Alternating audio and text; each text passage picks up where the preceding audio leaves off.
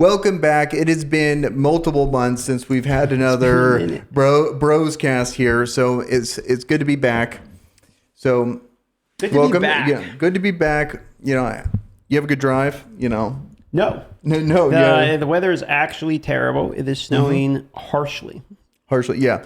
Just classic Alaska for you. They knew we were doing the cast, so it just had to add a little adversity for you. It was annoying. I told him, I said, can you look out your window and tell me how bad it's snowing? He's like, it's not snowing at all. I look out my window, it's like dumping buckets. So I'm like not believing him. So I drive in. And I can look out right here. And the second I get to just down the road from your place, no snow. Yeah, it just hasn't loaded in yet, you know, so. I was in the wrong instance. So, but you made it. You're alive. Oh, you saw like multiple cars on the way here, right?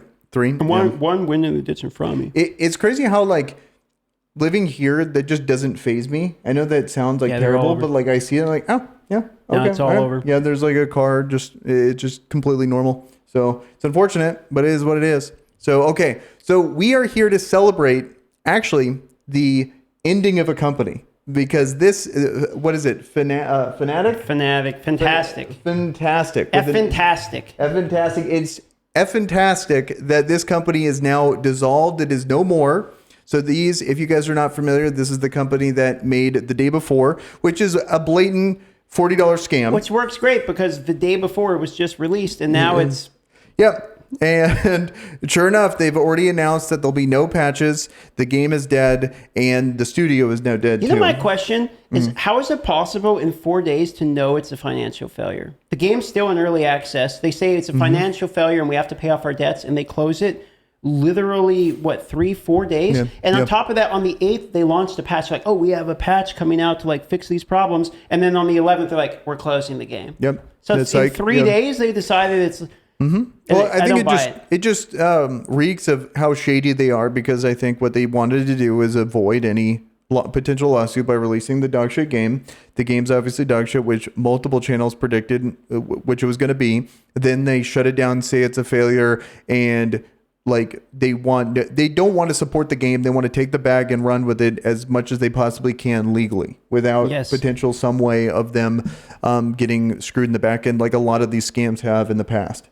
So, well, and they announced it was closing, and they left it up for 4 hours to purchase still. So, like, you could still buy it. They took it off the Steam market now, but I think it was Steam that delisted it, because the video I did this morning was like, you can still buy this game, and they announced they're going to be closing it down. But if you go to Steam's like terms of service for early access, it's that the game has to be in development. Like, it cannot be a game that is... And they're just leaving it up. So I think they just left up and milked every single dollar they could get out of it and then closed it out. Yeah, it's unfortunate. I hope they didn't get that much money, and I hope everyone can still refund it. 351,000 copies sold, $12 million of revenue. Holy shit, that's so depressing. And somehow they're in debt, and they're trying to pay off the debt because it was a financial failure. They made $12 million on the game, and that's a financial failure. Yeah, it blows my mind with all the videos talking about how much of a mess it was that they still somehow made $12 million. Well, like, technically, okay, $12 million total. It doesn't not profit, but $12 million in revenue. And like potential, and then there's the Steam cut, and then Steam's like, you know what, this is great. We don't have to host this anymore. So are they? The question is are you just terrible with your finances? Then, because if you can sell 350,000, and I don't know about you, but like I haven't heard of these other games they made. This isn't like this is Bungie. Like this isn't a massive company. Okay, they sell 350,000 copies. And that's not an overwhelming... That's such a bad failure. They have to close their company. How bad are you at making a game? Because like I think a lot of... It's just obviously a scam at that point. Yeah, because that's a good point. Where 12 million copies... Like, how many copies would it have taken for you to be a success then? That's 20 million? 30 million? Yeah. Because that's real numbers. 12 million... Yeah. $350,000 copies... 12 million revenue, those are real numbers. I think they were shooting for Blizzard's 666 million when it comes to Diablo 4. That would have been okay. They would have been happy with that. It's just absurd that 12 million is already known. It was number one on the Steam on launch. Yeah. That's a failure. So it reeks to me of honest dishonesty. You know what I mean? Like it's just like blatant about it. That like fraudulent accounting that they do in movies and stuff, where it's like, oh yeah, we didn't turn a profit. And when they obviously did. let me watch a season of Ozark and I'll know how to money launder, and get back to it. But at the moment, I'm clueless. I don't know what's actually going on here. And then they're like gaslighting people. They're like, in the world, this is hilarious. You're gonna love this. I don't know if you saw this. I went down their Twitter history looking at this. They were like, there's so much disinformation in the world that it's hurting like studios. Eventually, we're going to go out and help novice studios by doing something for them to help them with this problem. You're a novice studio. You closed your fucking thing down because you couldn't turn a profit on number one selling game. I like how they keep trying to double down on how many years it took them. You know why I think they're doing that? Is because they want to say that they're writing off the developmental costs over those years. Whereas like if it took 8 years, then that's just a bigger negative for them to take. It's not like they didn't release other games. They released like 4 other games in those 8 years. So what the fuck are they talking about? Because like their posts talking about how they're trying to like emotionally bait you by like making them feel bad about them. It's just they're gross all the way to the end. They still piss people off. They said that they're going to do something about the rampant disinformation. They're like vaguely threatening lawsuits over this. Like fuck off. Yeah. I think it's very clear that the studio is just a massive cash grab bullshit. Like I saw like their publisher, like that's the one that should go after them. Like, and because it's like blatantly obvious that they lied to them. They lied to anyone, that would hear them, on multiple fronts. 81% overwhelmingly negative. There was 19%, both including the mixed, like in the middle, as well as all the not just overwhelmingly negative, but like decently negative. There was 19% of everything else. It was 81% overwhelmingly negative, and 90,000 of the copies were refunded. If my numbers are correct. Okay, well that's good. That's good. That's like the silver lining of the story here that they at least. That's like a 30% refund or 25% refund rate. Well, how much do you think people knew that Steam has that 2-hour window and they just wanted to buy it and refund it just to see how dog shit it was? Oh, I'm sure the negative press got some people in there, which is probably why they were holding it up. So that, hopefully, you wanted to see just a little too long and it's past the 2-hour window. Too close to the sun there on that one. Yeah. So, well, good riddance. Glad that at least it came out and it's just as bad as everyone predicted, and hopefully everyone gets their money back. So speaking of game releases on the 8th, however. On the 8th, okay. Or around, I think, 8th, or 7th, actually on the 7th. Okay. The finals. The finals.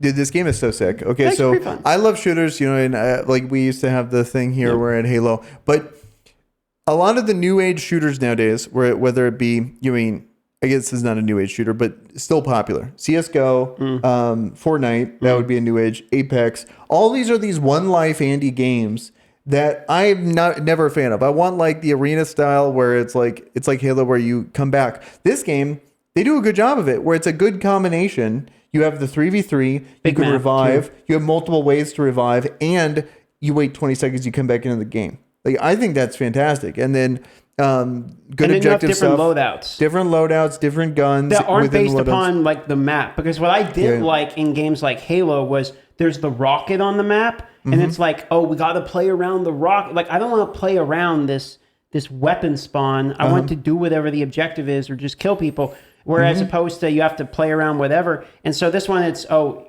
you like throwing knives? Do you like a rocket launcher? Build that into your loadout and then go into the game with your class. So I like that. Yeah, you figure out the class, because the inherent issue with if you give a loadout, then you're not incentivized to get a stronger weapon. So you need to have some other objective in the game to make people move, because you already.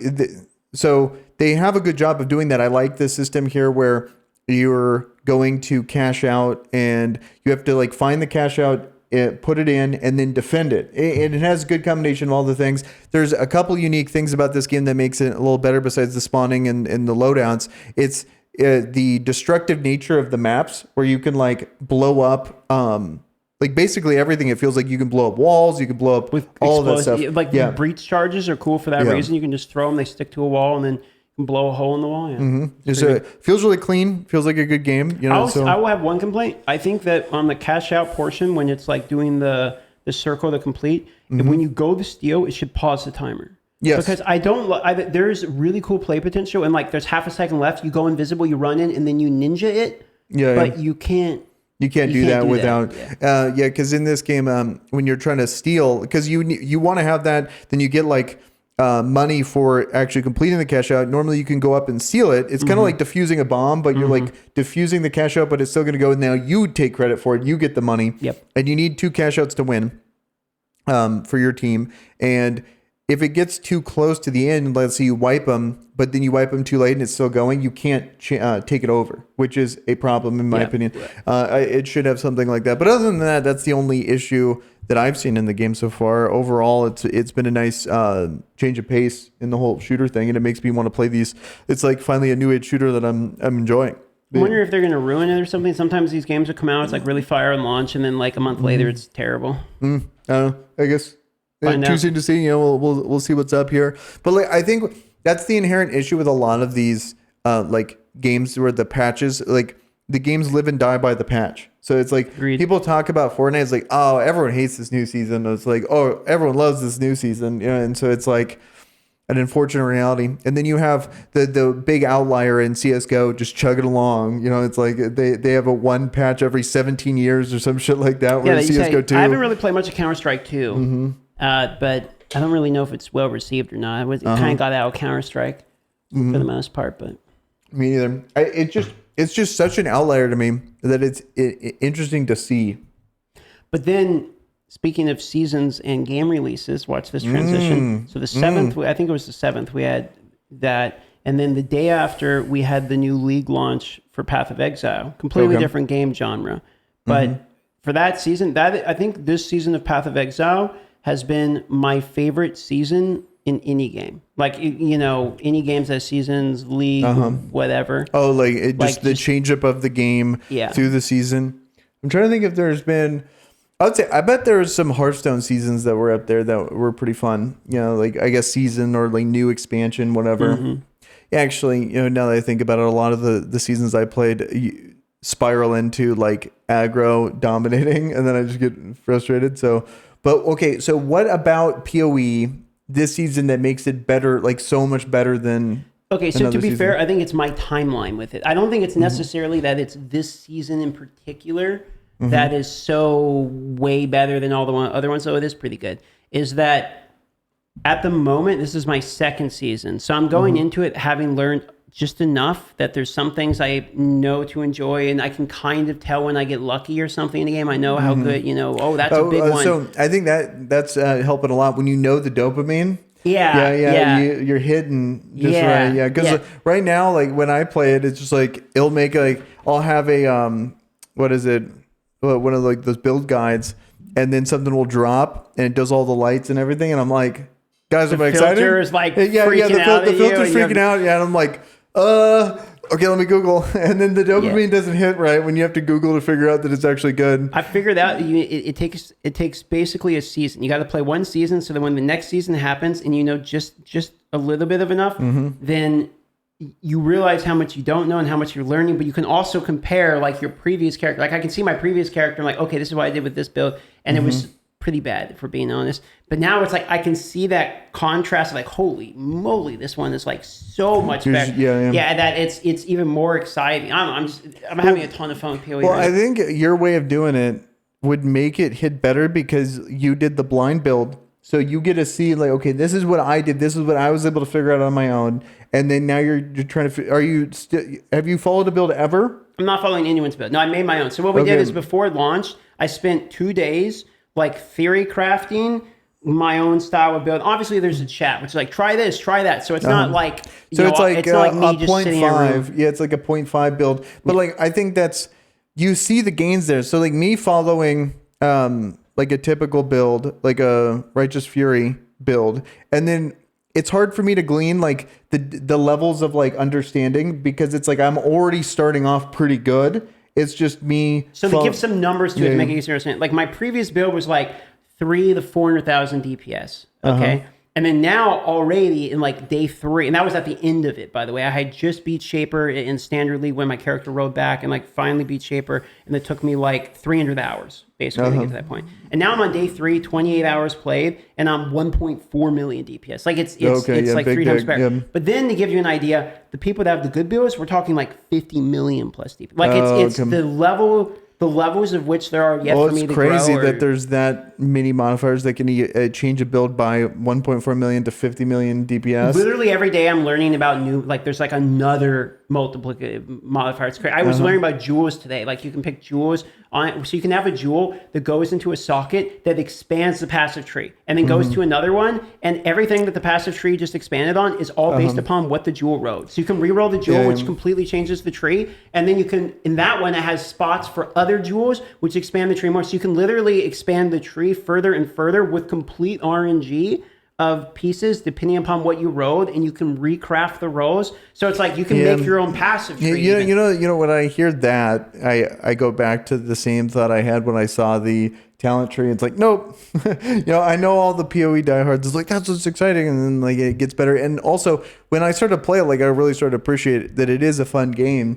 It's just becomes all encompassing, and it's like the only game. That's why I had to do blinders, because it's like if I look at what people are doing, I look at these builds where they're like pumping 50 mil, one-shotting bosses I haven't even seen yet, and then they're like, oh, well, I have this tree and this piece with this gem. It's like, I don't even know what the fuck you're talking about, right? But if I like, okay, what's a gem do? The first season. What's Shield Crush? How do I make Shield Crush stronger? That's literally the only thing I did. Like, how do I get tanky and how do I make it stronger? And now this season's like, okay, how do I multiply? So like the support gems I'm using are stronger for my original one, and then how do I modify it? So then I'm adding piece and piece. So I'm pretty sure the third season is going to be even more fun. You're on like a college course, and you actually did the 100 classes. Exactly. Exactly. Yeah, and now you're doing the 200 classes, and then eventually I'm getting into the whatever the topic is. And it's exciting because it's genuinely exciting when you get paced at the right direction. For me, like when it comes to that style of game, and Diablo's the same way. It's like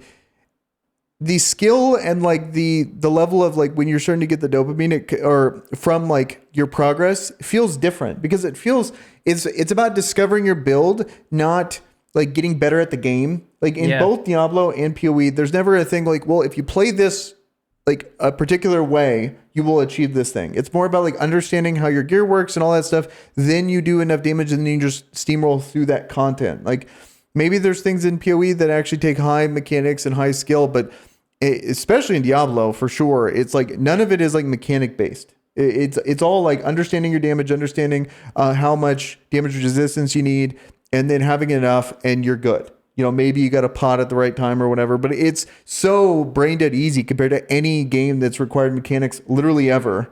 That it's such a different way for me to like learn the progression, which I don't know if in it's PoE, for me. they definitely have skill-based progression. So like the best guys, they will be like the hardest bosses, and they can do it on like level 20-something characters, like with a stick, basically. See, that's cool. That reminds me of Elden Ring type of shit. Yeah, like the guy that was able to beat every boss taking 0 damage. Like whereas let me solo her. Yeah, that does not exist in Diablo like at all. And I obviously have way more experience playing Diablo than I do PoE, and then I'm sure that all I realized when I played PoE was just how bad Diablo was. It was like, it's just, I constantly kept getting reinforced over and over that Diablo bad, D4 bad.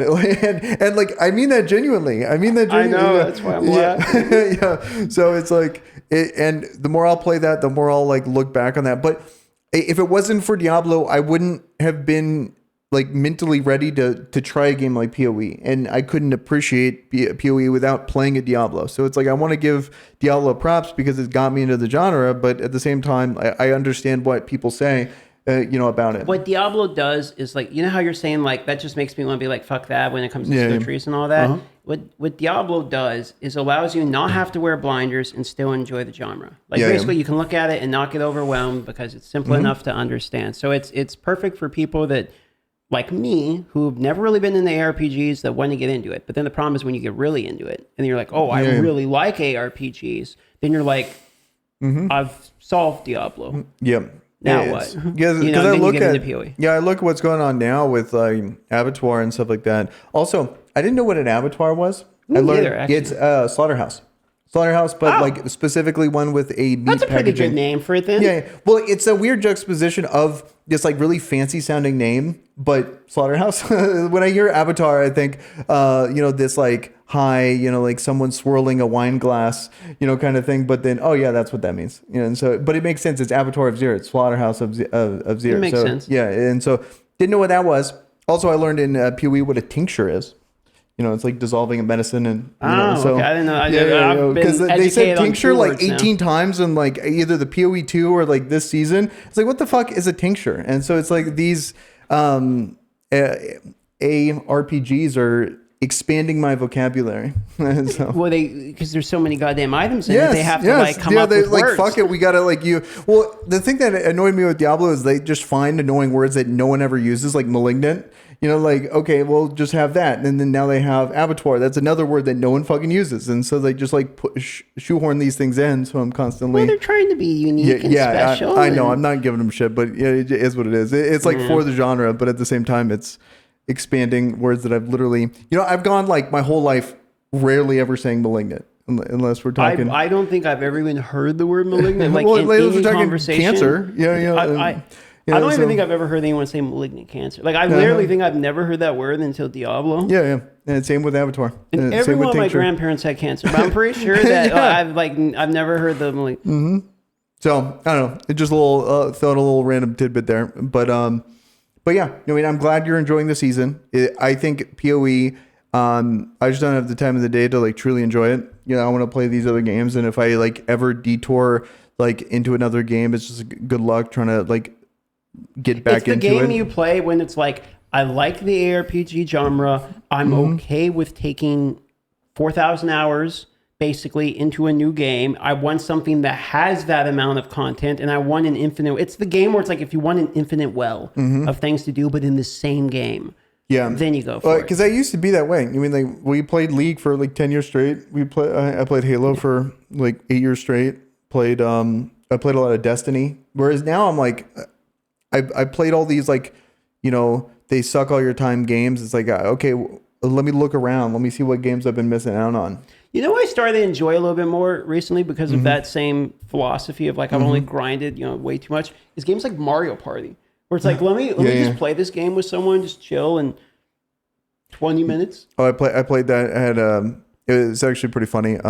So it was like went to a friend's house. There was like multiple people. Like we just like got beer, pizza, and we played like Smash Bros. And it was like Smash Bros with like a party of 4 items on, like so the it's not like a full sweaty casual. lobby. Yeah, like it was like a full. And then they were like, let's play Mario Party, and like. And everyone's like, let's do it. We ran a game of Mario Party, and it wasn't like the funnest thing in the world, but it was actually pretty fun. I don't think I've ever had a game of Mario Party where I was like, that sucked. It was like, it was like kind of cool. This was like a year or two ago, but like it was definitely a good time, when it comes to that. And also, I think we played what is it, Mario Kart as well. That's what we did. So the power was out for like 11 hours. And I had my... let's give them the lore why. The power was out because of the crazy snowstorm. And a transformer blew up or some shit. Yeah. So all I had was my unlimited IRL backpack. And so I robbed like the power pack from that thing. And I was like, what can we do? Like all we have is a power pack. And we have to like value this energy, right? So, and I knew it was going to be a while. Nintendo Switch. Exactly. So I was like, let's charge the Switch. And then we propped it up against the couch and we just like laid down and play Mario Party. And it was like, this is actually pretty fun. This was like a forced day off. So it was a good time. Well, that's dope. That's the only way a streamer can like actually guilt-free have a day off. It's like it needs to be like ripped away from you. Like you there's nothing you can do about it. Outside there's a snowstorm. The weather outside was frightful, but the Mario Party was so delightful. There was no place to go. Yeah, literally no place to go. Yeah. So let the dice roll. Okay. All right. Okay, so great segue. Game Awards. So we got Game Awards. I think I'm just gonna give also you owe me $50. So we got the. You're right, actually. Yeah. Okay, so the lore of that is that we had I got the field. Yeah, you had the field. I had. You had Baldur's Gate. Yeah. My argument was I have a chance because I was. Starfield was not out yet at the time. It was not out, and I was smoking some major copium. I was saying that Starfield maybe has a chance, and also I thought Remnant 2 was because we were hype on Remnant 2, right? Remnant 2 is a great game that deserves more recognition. Deserves more recognition. Like I think. That's a fair thing. It's just in the eyes of the voters, they would just never do something like that. They wouldn't. Totally, I totally get it. But what's some bullshit is it was up against Armored Core 6 for a best action game, which fair enough, by the way, won it. Armored Core 6 won it. But did you notice the disrespect that Game Awards did, where they did 4 awards in a row, including some hard-hitting ones like Best Action Game of the Year, and they just went like, Action Game, Armored Core, Best for Innovation, this one, Best for... They just did 4 in a row, speed ran them, like just read them off. No one got on stage to do anything. Well, like, there was a lot of... It seems like they were pressed for time. I wonder where they got delayed, because... During like this heartfelt speech from the guy that won the best voice for gaming, they were like rushing They were off. like, oh, they want me to wrap up. They want me to wrap up. You know, and like the people that like died during the development. Yeah. On the front that says it's 30 seconds, no matter what you win, including the game of the year. It's 30-second timer, and then it says, "Please wrap up." Okay, and it flashes it at I think the fact that was consistent, fair enough. Because I think what happened is they didn't want to have another situation like last year with the game. Yeah. Which funny joke there. And then did you see that they were like complaining? Like developers were complaining that like, oh, this is like tasteless. That this is supposed to be a thing to celebrate games, and then they're roasting us. Here's the thing.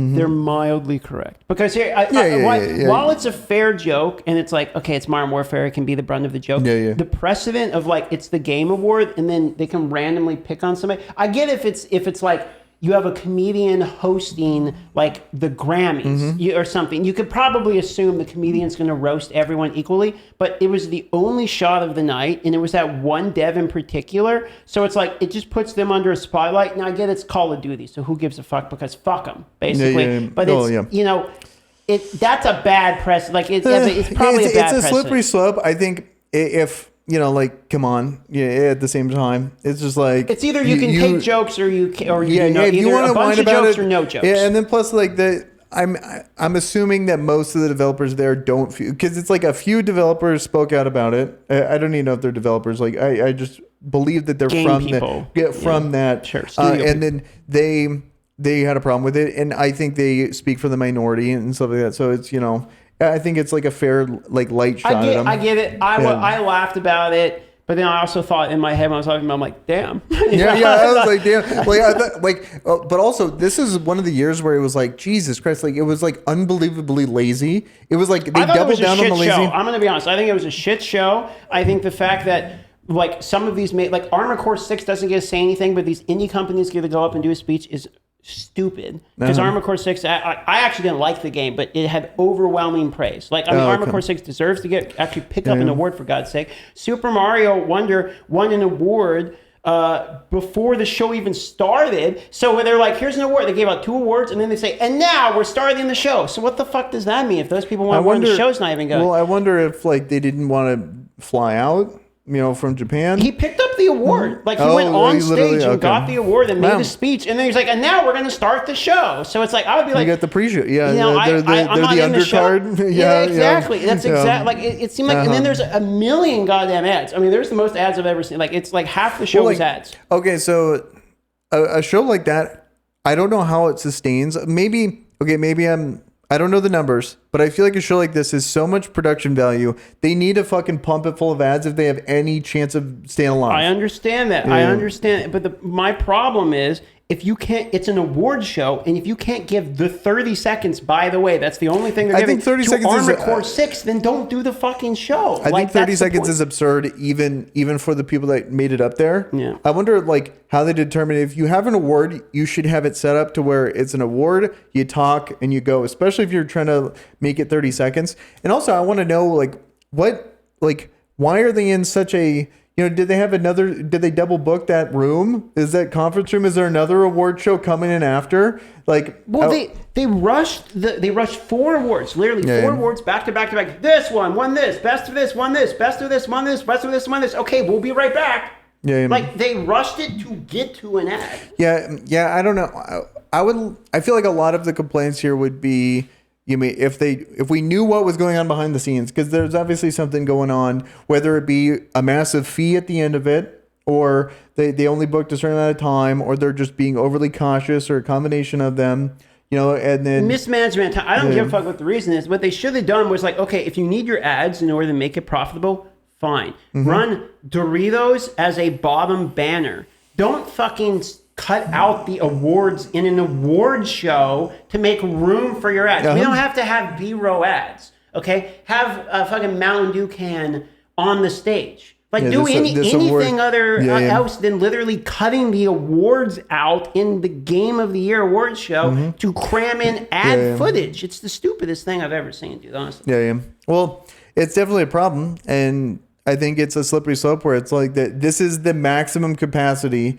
of them doing it, and it's like they need to manage it better to make it to where it needs to have a fair compromise between the two, where it's like on one end, if you don't have ads, it obviously doesn't exist, but on the other hand, they're being greedy as fuck, so where's the happy medium in between it? I don't know. I'm cool with watching ads, but if I literally don't get to see the awards be given out because they have to make room for ads, I'm not going to watch an award show. When I was co-streaming it, and during the co-stream, there was like 0 positive comments. Everyone that was commenting, watching it, they're all like, "This is like trash." Like, I don't like, people were leaving. I don't want to watch ad. I couldn't blame them. Some of the jokes were ass. Like what they had Matthew McConaughey. They're like, he was like, of course, he's been riding the all right thing for fucking years. Which I'm okay with, because Matthew McConaughey is kind of like a self-aware memer. You know what I mean? So, but and then they had him say like pew pew pew, and I was like, you could tell everyone groaned at that like shitty joke. And, you know what I was groaning at? So the Jordan Peele coming out for was Hideo Kojima? Kojima, yeah. So that guy, I butchered his name for sure. But so I know he's supposed to be like a legend in the scene, but that ad was the worst like promo I had seen in the whole show. They have him; these people do like, I thought it was going to be like a Facebook metaverse. Yeah, there was like the eyes, like the face. Yeah, because I saw it. Yeah, it's like, look at what we can do. I get it. You can make faces. It was like and then he's Unreal like, 5. It's a new type of media, and like he's like, I can't even explain it. It's like, yes, it's a game, bro. It's going to be a fucking. What do you mean a new type of media? So the new type of media is we're going to start giving. You're going to take a quest and you're going to like trek all the way over and then give that media to the person at the end of the quest. It's going to be some bullshit. Death Stranding 4, and then we're going to walk all the way through because they're so fucking weird. Even, my favorite game by him is Metal Gear Solid 2. And even that game is fucking weird. And they're always fucking weird. And I feel like he's like weirdly, I don't even know where to begin with how fucking weird his games are. And it just is what it is. But he gets a lot of clout. He gets a lot. People are still producing his games. With a weird game, but there was so much of like Jordan's jerking him off about how great he is, and that guy's but I love just like I like Jordan Peele. He's hilarious, But like they're going back and forth about he's so great. No, he's so great. No, he's so great for 5 minutes. You know what? You're both great. And then they just lost me. It's a new form of media. Wrap it up. All right, this stream is brought to you by G Fuel. 20% off with code DART. Hell yeah. All right, back to the content. Okay, back. Okay. Oh, we're back. Okay. What did you like about it? Did you like the right game won the awards? I mean, Baldur's Gate 3 swept. Mm-hmm. So yeah, Baldur's Gate. What was it? Alan Wake 2 won a lot more awards than I was expecting. Yeah, I'm not like an Alec Wake guy, so I don't really know. I've literally never played either. Same. I never watched, never played it. And everyone was like, yeah, that's deserving, but it's like, all right, fair enough. But I can't see Baldur's Gate losing any of its categories, but it lost 1 to Alan Wake. Yeah. So I was like, that's weird. Like, they can't win 6 awards, only 5? Because like the story was good. I really liked Baldur's Gate story, so it's like for that. But like that's the whole point of Alan Wake. So it kind of makes sense if it's a good game and it actually tells a good story. And they probably didn't want to give out. Well, I mean, I think it doesn't matter. It's like voted on by the public, right? I don't know. I don't know, because I'm pretty sure because you vote for it. Like I went on and did my vote, so what else would the vote mean? Oh, okay. Well, was there a player's choice one, and then there was like the you vote for all of the categories. Oh, okay. Well, so you vote for okay. Well, then in that case, I think it's like an American Idol thing. Like you like vote for it. I wonder if it has like it sways it where it's like the players give like 40% of the vote, and then it could be. It could be. I actually don't know that much because to be honest, I never thought the Game Awards were that good. I only really watch it to see what premieres for the new games coming up they're going to do. That's all I've really cared about because I figure 90% of the awards you can guess.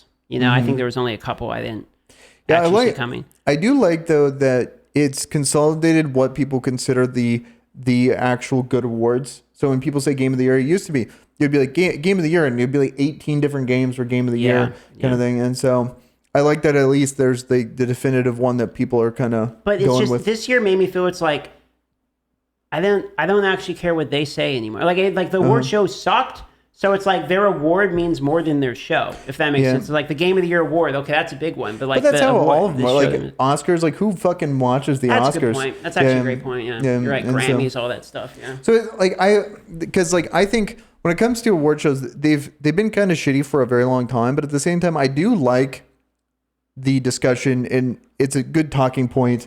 You know, you can. I like the speeches. Like for me, it's like, okay, these guys made the game. They have the Game of the Year. They're on stage. We get to hear them speak after receiving the award, and then that's the part that got gutted. Mm-hmm. So, because that's the part that people are gonna put in like the YouTube short or like the cut down footage, where you go through and just get them on there, and it's all the bullshit in between that no one wants to see. There was one major mistake this year. I don't know if you caught it though. They forgot to plant in the audience the fake guy who runs on to talk about Grand Theft Auto 7 or whatever. You're right. Now that Grand Theft Auto 6 is out, like they can't have the guy come up to yell about Grand Theft Auto 6 again. And the George Bush guy was absent. Yeah, you're right. Yeah, the Bill Clinton guy. or whatever. Bill Clinton guy. Yeah. That was so bizarre. What a weird... Honestly, if you, I follow him on Twitter. I think of this, and he just does that shit all the time. He'll show up in people's streams and stuff. It's kind of like not, to be honest, it's borderline harassment. Some of the stuff he does, like messing with them, but he's actually pretty funny. Like, okay, he has a podcast too that's pretty funny. Okay, well. I don't even know what his podcast could be about. To be honest, I have no idea. For all I know, the guy could have been canceled, and here I am endorsing him. I've watched like one podcast and seen him on a couple of things, but there was some stuff that was pretty funny. I saw this anyway. Yeah, because they handled that situation really well last year. They got him out like real quick. Well, he was smooth about it. He went, he stood in the back, he just chilled like he was part of the group. If you watch him, when they're coming out of the line, he perfectly lines up to like mesh in there. And because they didn't like it. Perfect execution. Was it like they didn't speak English or something? What was it like? So the people didn't know. Like there was like this weird synergy of like no one really knows. Yeah, I forget which game, and then he just like acted like he was belonged there. Yeah, and he comes up to. It was like a perfect storm scenario where he actually got to it, and, like stood there the entire time. That's crazy. Yeah, the balls on that. Yeah, I wonder like what kind of punishment you can expect. Like fine, is there jail time, all that kind of stuff. For what? They're bad security. You get on stage, like you didn't sign a contract saying you can't do that. And it's I don't know. Not illegal. I don't know. I mean, it's like public. I don't know. Maybe it's disturbing that you can't really do disturbing the people. I don't know. I don't feel know. Like maybe like a fine or like get like they ban you for life and then they fine you. Because it's like people do that kind of stuff in like games. You know, it's like they'll storm the field or something like that. And I believe there's jail time associated with that. Oh, really? But like I know that people get fined. But is that a situation where it's like they trespass you the second you get on the field? Probably. And so that's technically trespassing, whereas you're.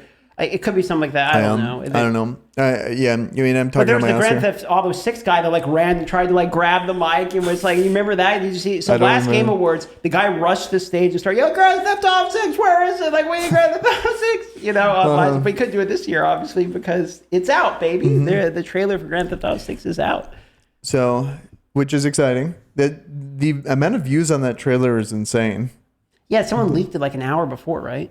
I don't know any. So the story behind it is somebody leaked the Grand Theft Auto 6 trailer. So Rockstar was like, fine, fuck it, we're just going to drop it. So they dropped it themselves like the next hour. Oh, okay. Because people were watching it on live stream and stuff. It was already over. Like, it's a wrap. Yeah. Well, there's been so many leaks when it comes to GTA 6. It's a bummer. I think maybe it was fake leaked. Oh, like, you know, like, oh, it's leaked. And then they, you know. Yeah, but, Beyonce level release, you know. Yeah, something like that. It could have been something like that. But like it looked pretty good. The graphics look good. Yeah. You know? But I don't understand, like, do you think Unreal Engine 5 and all these like great graphics are gonna be fine on these consoles? You know what I mean? Is system melting? That's what I'm wondering I don't know if this game in particular, but I feel like graphics are getting better when we look at some of the stuff that's starting to come out with the new engines. I would agree. I'm curious, like, are consoles gonna be able to keep up with some of this stuff? So I've been playing some of these games on PS5 and stuff, and I'll look at those and I'm like, wow, the graphics are really good. like Marvel, Spider-Man. So I haven't played that one, but when I was on there, I was playing like even Ratchet and Clank. I just because I bought like 1 month of the PlayStation trial. I played Ratchet and Clank and I played Forbidden Dawn, whatever the fuck, and both of those, I was like, wow, like the graphics are good. And these came in like 2020, 2021. And so, but these are like massive, like, first party studio, $200 million games. And so of course they're going to look good. But at the same time, like if they're pumping out those kind of graphics, then like, I can But then we totally run see them handling. situations like Starfield where it can only run at 30 frames.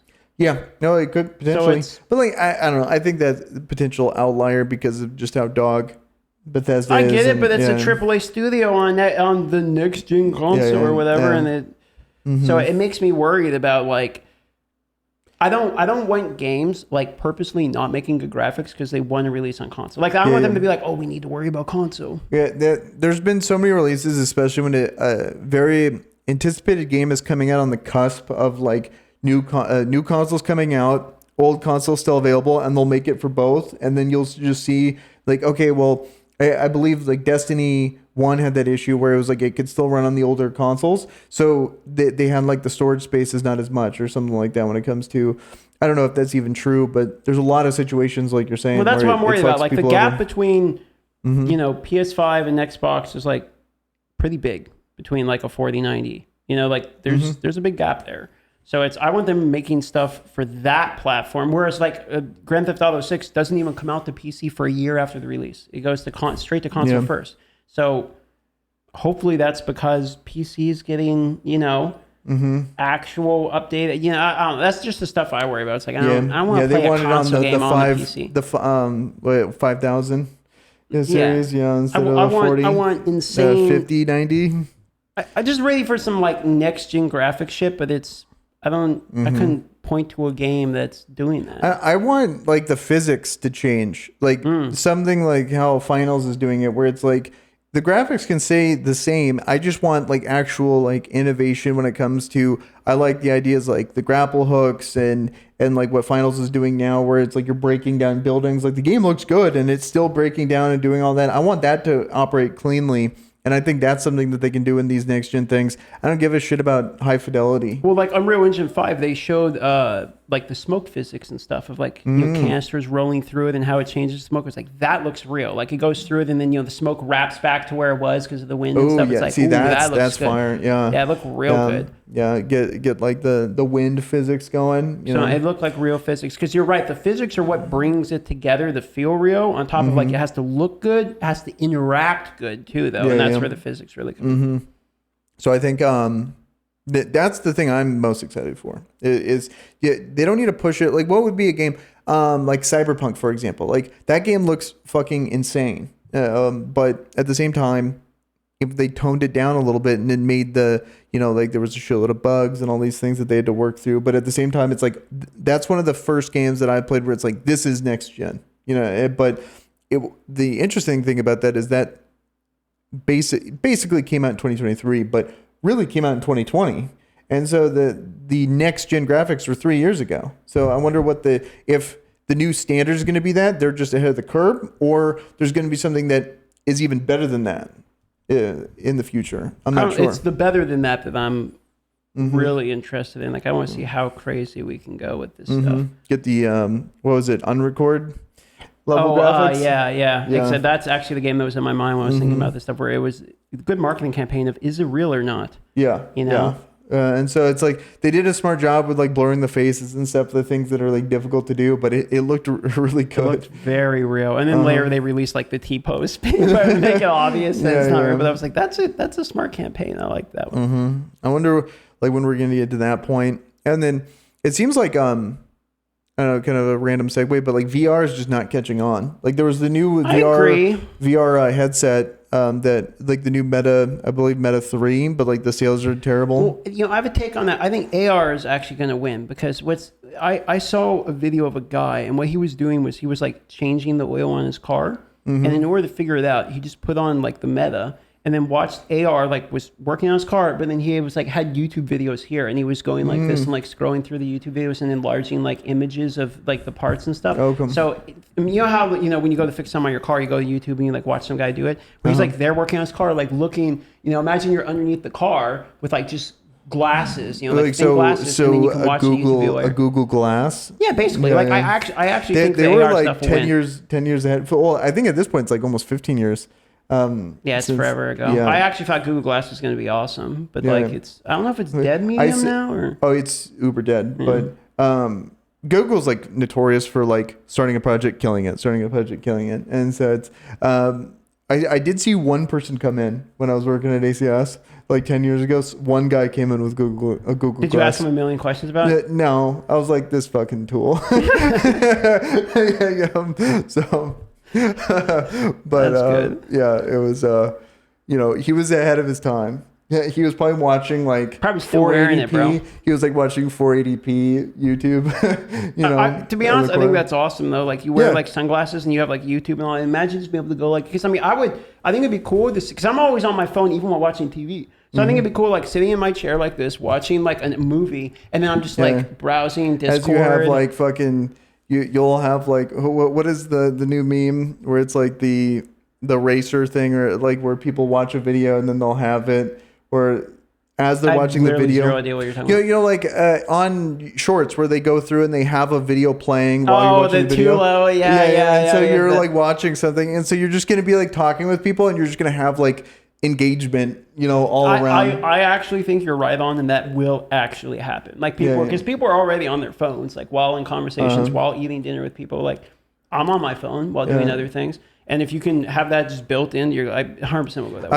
I want the removal of that. I want that to go away, where it's like actively start the trend and like actively shutting it down. Like when I'm out like eating with Tack and stuff like that, we like he makes the effort to like put the phone in the middle, and we all put the phones in the middle. And, I try to like, what I was realizing, like when I go take a shit, I always am on like Reddit or something like that.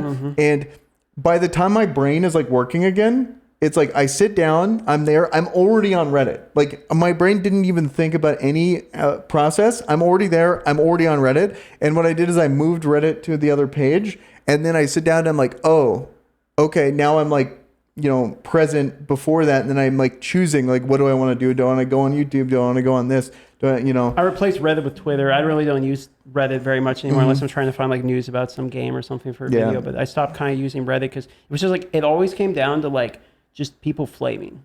Reddit is the most negative place I've ever seen. So I get off Reddit because even in the hyper niche community that I like, they will find a way to bump to the top. And you can see that it's like unhappy people want unhappy, like whether it be Diablo, whether it be literally any game, they will find a way to find the complaints, bump the complaints to the top, and that's all you see. There's basically no subreddit that I can find that's gay. Because I mean, I do games, so I can't really find game related. Like every subreddit, more or less, the top stuff is always like people complaining, which are normally valid complaints. But it's like that's I just don't want to see really it. is. It's just when I open Reddit, more times than not, I will feel worse by the time I'm off of it, or more unhappy about the game or whatever. So I was like, I'm just gonna stop using this. Yeah. And like I literally deleted the app off my phone. Feels better. Yeah, it's Twitter's kind of the same thing, but like it's a little bit more of like a business tool. But I consider Reddit kind of that way, where it's like if there's a game I want to cover, I'm going to follow the Reddit and I'll like look at that. The one Reddit, actually. I take it back because there is two Reddits that I really like. The NBA and MMA subreddits are pretty fun. I like them. Like they have memes. They're not overly negative. It's true. But what I noticed about the Reddits is like the news, like you're saying, the follow news, they always are like posting something that came from somewhere else. So it's always like, here's a Twitter post. So you can just go follow the people on Twitter that you knew and just anyway. Cut out the middleman. Yeah, I just go straight to the source. Yeah, because I like the discussion. Like, if I want to watch a discussion in live on a fight, I need to go to Reddit. There's no other place that I can like see a live discussion of what's happening, or get immediate things on like this fight happened. It had a particular end. But I bet you can predict the first 5 posts you'll see. I want to see what people are saying about this fight. You can go, and I bet you could say all of the different variants of opinion people have about it, which is kind of why I was like. I like it for the link in the news stuff, but like if you click on comments, the comments are always going to say exactly what you think they're going to say. Yeah, for the most part. One guy's going to be negative, the other guy's going to be countering him. Yeah, it's like, for example, if I watch a fight here versus me watching at the bar, it's like it's objectively a better experience for me watching it here, but I like the energy of everyone freaking out in person. And so it's like... No, I agree with that in person. I agree with that too. It's But it's kind of like that. Whereas if I'm trying to get information, then it becomes like a problem. Like when it comes to that live reaction stuff, I like it. But then for the most part, everything else is like if I'm going on for a particular game, it's usually a complaint. Or when it goes to, and then all the standard subs, fuck all of those subs. Like the actual ones that are like front page. Well, they're just repost karma farming. Like, it's a lot of like bots and stuff like that. People just repost karma farming. Mm-hmm. Yeah. So get me out of all that. But do you have any like major big topics you want to close out on? Do you have any recommendations of where to move? Because I've done a lot of looking. I'm going to be in Alaska one more year, and then I'm gone. So the way I look at Alaska is I want... my end game is going to be, I live in 2 places, and then one is going to be Alaska and one is going to be somewhere else. I don't know where that somewhere else is. So I want you to actually go out and just rent in all the places. And you're like, I really like this place. And then I'll make that the other place. Because winters here are not the end of the world, but they're just dark. And you can just see the energy of people like kind of dip. I noticed it a ton in school. When I would go to school in the fall, it was like everyone would be closed off and very like non-talkative. But then I would take like a summer class and it was like night and day on how much energy people had in those classes. Like I met a lot of people. It would always be a great time in the summer ones, but always a miserable time in the fall or winter ones. I'm just so de-incentivized to do other parts of my life during the winter. So it's like the things that are inside my house are already the parts I'm engaging with way too much. Like at a healthy level. Like I'm doing so many goddamn video games. I'm on my computer all the time. Fast food delivery. Like things are inside my house. Okay. But it's in the winter, there's even more reason to stay inside of my house. In the summer, there's basically 2.5 months that we get of like really good reason to go outside the house. I think we get a lot more. I think we get like 6 months of no snow. We get a lot of time. Because it didn't snow this year until like November. Yeah, but you're not getting 6 months of like usable. Oh, like goated, but like it's too hot. It goes from like good in like, let's say April, May is when it's like broken up, like breakup period. And then you have June and July are like the 2 goated ones, but all of August was good. All of September was good. August, you get a lot of rain. And same with September, like it starts to but at least it's no snow and all that shit, and like waiting for like the optimal thing, But if you take those 2 months of goated, that is other places, that's their year. Yeah, but then like there's a lot of good shit here too. Okay, first of all, we only have like 300,000 people here, so commutes are always agree with that. Like sick. We are fortunately in a place with like at least not yet with like a crazy homeless issue. I feel like we have a pretty good amount of homeless here. I mean, we do, but like it's nowhere near like not like the cities. Yeah, especially like, so it's like I would say we have an okay situation there, which I'll take, and then. Alaska is the #1 highest violent crime rate in the nation. Yeah, I mean, we just about that smoke, dude. I also think it's like percentage based, and then probably a lot of the rural areas. Yeah, it has to be percentage based because and then so it's like there's the crime thing, but if we just level up and find the right neighborhood, it's really not that big of a deal. Because like I've always lived in like the bad parts, and I haven't had an issue. Knock on wood. I had a guy, so I was vacuuming, and I put my bicycle in the second story. Put my bicycle in the second story just outside my door while I'm vacuuming, like right there, for 15 minutes. While I'm vacuuming, he runs up while I have my door open, grabs my bike, tosses it over the balcony, sprints downstairs, rides off with my bike while I'm like right there. Oh, holy shit. Yeah. The guy's a fucking... That's how I lost my $1,100 bike. Never owned another bicycle after that. I was That's just like, crazy. Fuck it. That was here in Anchorage. Damn. Well, unlucky. Yep. Yeah, that's fucking wild. Yeah. Love that one. I got punched outside of a bar randomly. Well, I mean, because the guy told me that I look like a Joe Biden voter because I had long hair, and he punched me and walked off. What the? I don't want to like laugh at that, but like, I mean, you would have. That's like you would be weird not reason. To laugh. Yeah, no, I was just like, I've gotten my fair share. You mean I don't like talking, but like fair share of bar fights. You mean it's just like it's It's not the It's the area. I get it. It's the scene. It's a drunk guy, whatever. But I was it's just like that's why like the bar scene is fucking dog shit. You know? It's like, just a bad scene. I completely agree. But I was confused. But like that, I mean, I feel like as I'm getting punched, I would like laugh. As like because I was in the process of trying to. Actually, I just didn't vote, and then like. It's too late. You're right. I did vote for Joe Biden. But that guy would have found any reason to punch you in the face. He was just a fucking asshole. He looked like a Biden voter. Yeah. It's like, all right, you're like this tall, but whatever. He had to reach up. Maybe that's literally did. Yeah. So I'm like, all right, that's weird.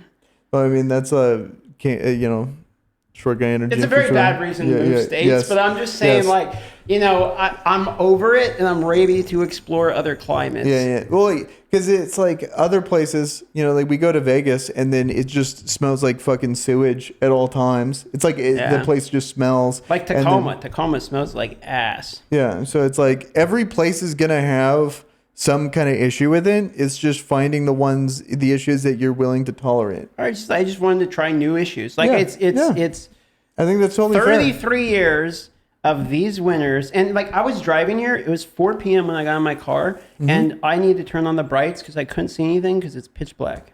Yeah. Well, I mean, okay, that's going to be 6 o'clock in most places, So it's like I go to Vegas or whatever and it's like fucking, or Seattle and it gets dark as hell. It's just 6, 7 p.m. versus 4 p.m. And I think the thing about Alaska is just, I get it where it's like insidious. It's just because it ends early, but it doesn't start until 11. So it's like, I've been, my whole work shift, I get in when it's dark. I leave when it's dark. I get no sunlight. And so it's like, I get it, but at the same time, it's like, these other places are equally, They have their own issues. But it's like the good parts of Alaska, I don't feel like I get to engage with. Because if you want to do that, really, if you're in Alaska and you want to get like min-max it, get all the good shit out, it's like you need a boat, you need a fucking plane in some places, four-wheeler, like all of this shit, warm clothes, to really like do I guess all it depends on Alaska. your hobbies, because even if you're like a snowboarder, you don't get that much time. Because like other places, don't they have year round? We don't have year round snowboarding. That's a good point. Yeah, you don't really as much, but I'd say we probably have a pretty good amount of, like I did snowboarding until I got into like my late 20s, and you could go a lot. You could get a lot of runs in any given year. Enough you'd be sick of it by the end of the season. Yeah, I don't know. All my hobbies are indoors. I don't give a fuck. Yeah. So Alaska's a great place for that. Yeah. I just big chilling. Well, it like the annoying thing is like you need to have like, I don't know. I'm the only thing I'm really annoyed about is before I leave I always auto start my car, and then nowadays these last couple of years have been like these big snows where it's like you're relying on the public to plow and they haven't been good at plowing. You'd think that they would be good at plowing, but no, they're not. Like I think we've had like about 5 years straight of like pretty cush winters where it's like not much snow, all that stuff. And then these last couple of years, they've been hit pretty badly with it where they actually need to do their job. And it hasn't been that good, like when it comes to like them actually taking care of the snow on the roads. So, and I'm sure there's people in the Midwest, they're like, if they saw the amount of snow we get, like I think Alaska gets a ton of fake clout when it comes to how bad our winters are, because the amount of snowfall we get is like a fraction of what a lot of these Midwestern places get. Is that true though? Yeah, they get a buckload. So it's like our winters are shitty if like, especially if you go more north where it's like -50, and then it's like they can't have anything on that. But like, I bet Minnesota, all those places, they get a buckload of snow. And so a lot of places. And so it's like they have to deal with that, whereas we don't get that much. But how I solved the plow issue was the house we're looking to rent temporarily is on the bus route. So the buses have to be plowed for. Ooh, yeah, so, you're right. Yeah, okay. you just get a place right on the bus route. Okay. Which is a little annoying because we're going to hear the bus. But it's on the route, so you get it's more about like the people that are on the bus that are a problem. Yeah. When I went to middle school. School bus. Oh, okay. Yeah, those fucking kids. You telling me. Well, I mean, it's loud itself because it stops and does beeping. Yeah. I had that but like living near a school is good. You don't have to worry about things. Well, normally people drive slower. Yeah, I mean, like the type of, legal family issues neighborhood, that people, they can't necessarily live in those locations. How do I word this? I get what you're saying. All right, I didn't know that's where you're going with it. I get it now. Yeah. So you don't have to worry about that, which is nice. That's the number one concern I have. That's the first. Well, you were talking about crime rates. I was talking about violent crime rates. I guess that it could be about whatever. We're going down a bad rabbit hole here. Yeah. So, but all these factors matter in my opinion. Well, I went down a rabbit hole of like different, like why we feel so closed off, and then it's because it's like how the codes work when it comes to where housing could be. It's like far off, so you're like kids can't like walk to school because they don't feel safe and it's too far away, and then the roads are too wide, and then the housing is over here, and then like all the public areas over here, so you have to drive everywhere. So you have to like drive the kid to school, you have to drive to work, you have to drive back. So no one is actually like, there's no community, there's no like it's a bunch of individual hovels. Yeah, and so it's like I'm here, they're there, we never talk, and so it's we might as well be living in an asteroid belt, and everyone's got like their own asteroid. So it's it definitely doubles down on it, and then you get all these like dopamine things that we get with all these screens and stuff. It's like tripling down on the that's why I'm wondering isolation. If it's like maybe it's like Alaska doesn't seem so bad when you're here, but if you live somewhere else, maybe there would be other things you would have developed about yourself that you wouldn't have realized. Like for me, I like motorcycles, right? But I'm not really like a big community guy. But maybe if I lived in Lower 48 and did the motorcycle thing my whole life, then I would have like gone to car meetups or whatever. You know what I mean? Like got into a different community. Like there could have been sides of my life that could have developed outside of it, or I could be dead because I was in a place with a million people and get hit by a car or something. Like there could be bad sides of it too. There's a million different. I mean, I think it's just a classic. Grass is greener, but at the same time, I'm not saying that Alaska is like this good thing. I'm just saying it's just like it's not the grass is greener. It's wanting to try different grass. It's like, all right, I can see Alaska is good with some things, and it's time to like have other life experiences. Yeah, well, try the other places and like go into it with I just want to. I want to live vicariously through you. You find the places. You find. I didn't like this place because of these reasons. I didn't like this place because of these reasons. Like this is the sweet spot, and then I just get a speed run. I don't have to go anywhere else. I could just stay here where I'm like I'm happy within half of the year, and then you find the other place, and then I just rent or I'll buy give you a house the spark in the other notes. place. I'm trying to find a place where you can actually afford to buy a house. Like the houses are okay. Well.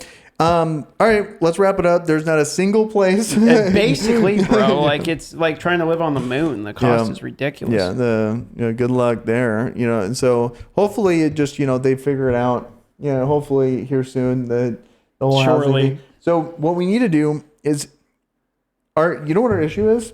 We didn't time our birth right. Like so our birth. Well, we timed our birth so poorly that by the time that we were ready to be able to afford a house, we can't afford the house. We did have a cool timing, though, which is we are the last generation to live before the internet and with the internet. So we're a tweener. We are an in-betweener for sure. But it's like I legitimately think like kids born nowadays have like a very different experience than like we did. Well, I would say one thing I do like about it is that our brain, like, I like that we were old when social media came out. Like when I graduated high school, it was like 18. I would ask people, it's like, are you Facebook or are you MySpace? Like it would be like 50-50. And so I think that's kind of funny. Like I wish it came out when I was like 24, but at the same time, I'm okay with being of that age group when it actually really started to take off. So it's like, I feel like, because like the thing I'm worried about is like these kids are going to be so dopamine like craved that they're basically all addicts. Yeah, like TikTok and stuff. They're like all like basically the same thing that happens when it comes to people that are alcoholics. All these things are going to be like social media. I mean, social media can cause a ton of anxiety and like paranoia and stuff too. But it's what I liked about it was I didn't know if I liked somebody until I met them. Like, and nowadays it feels like you're like, oh, this person, you're like, oh, he likes this politician, he said this on Twitter, whatever, like, I don't like them, like, or whatever, right? But now it's like, speed running what you like. Yeah, like it's like you go into like a camp of like, oh, I'm this type of person, so I fit in with this type of person. But it's like back then, like you don't know what anyone believed. I find, you don't know what they were like or what their opinions are about a movie. You just go ask them. Yeah. And you talk to them. I don't know. Like nowadays, it's like I try to not even think of that because it's like there could be people that I disagree with like every one of their points and I like them. You know, like, for sure. And so it's I'm not gonna like predetermine if I like or dislike a person. I agree, and yes, but like also that is something that happens nowadays, you know, and it's people will look on Facebook and unfriend somebody off Facebook because they said something that they disagree with, or I've heard people be like, "Oh, you see with this guy, Paul, like I hate this guy because of it." You know, it's like okay, well.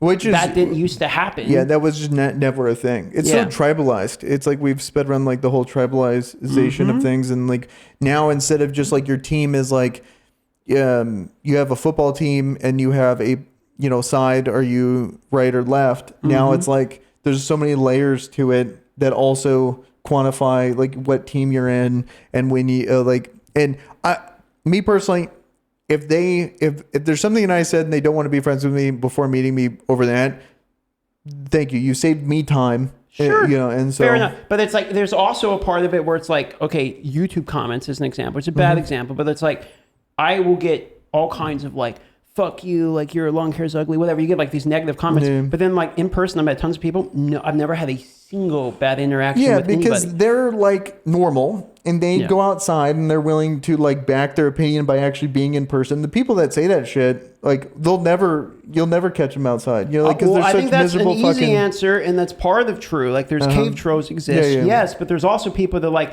will talk shit behind the keyboard, and then in person they're just they're gonna be too scared to say they're too nice. I wonder. I would like to meet someone that's like, oh, you post that, like, and I would just like to I'm fascinated by someone that wants to talk shit online. I have plenty of examples I will tell you after the podcast of like people that like talk shit online and then in person they're super like, oh, hi, it's great to meet you. Because I just couldn't imagine. The only people I talk shit to you is if you're on my team and you're feeding. If you're feeding in league, I will talk shit to you. If you were sucking ass in like Halo or something like that, I am more than happy to talk shit. But what I did is I waited and then I saw how good you were, and then they're bad, and then I'm talking shit. Or if you're talking shit to me, then I'll talk. Like so. I at least have like a standard there, but I'm not gonna like actively like talk shit to people on like YouTube or whatever, even if I like disagree with the video. So it'd be interesting to know, like off the pod, what's going on there. Yeah, but that's just my point. Is that like is back then? I feel like the relationships that. Maybe it's just we were kids or whatever, but before the internet existed, the relationships you would have were built upon your unique interaction with the person, like solely, as opposed to any of the other things about the person. You know what I mean? It was just, oh, well, what do you think about this guy? Oh, I liked him. Like, he was cool, but maybe someone else, like he got stabbed by that person. I don't know. So it's just, it's like, I mean, besides the stabbing part, he was actually pretty cool. Yeah. That's what I'm saying. Yeah. If you would just quit it. But yeah. So all right, I think this is a good time to call it. What about you? Sure. Yeah. Wrap it up.